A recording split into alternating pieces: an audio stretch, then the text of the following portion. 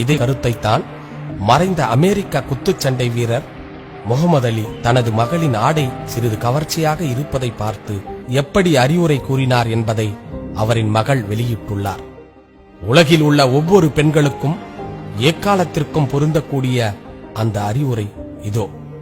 நானும் எனது தங்கை லைலாவும் தந்தையின் அறைக்கு சென்றோம்.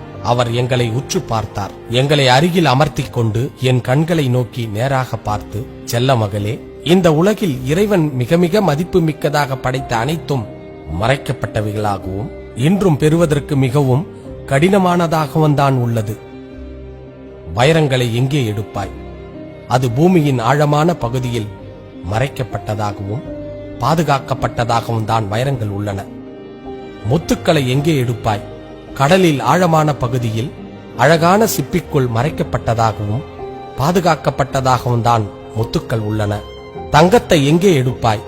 சுரங்கத்தினுள்ளே அடுக்கடுக்கான பாறைகளுக்குள்ளே மறைக்கப்பட்ட நிலையில் அதை எடுப்பதற்கு நீ மிக கடினமாக உழைக்க வேண்டும்.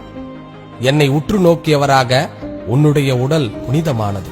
வைரங்கள் முத்துக்களை விட நீ புனிதமானவள். உன் உடலை முறையாக நீ மறைத்துக் கொள்ள வேண்டும்.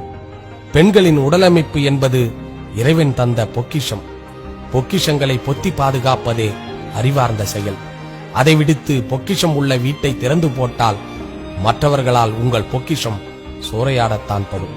பொக்கிஷமாய் போற்றி வளர்த்த தாய் தந்தைக்கு அழகு என்ற போர்வையில் அசிங்கத்தை பரிசீலிக்காதீர்கள்.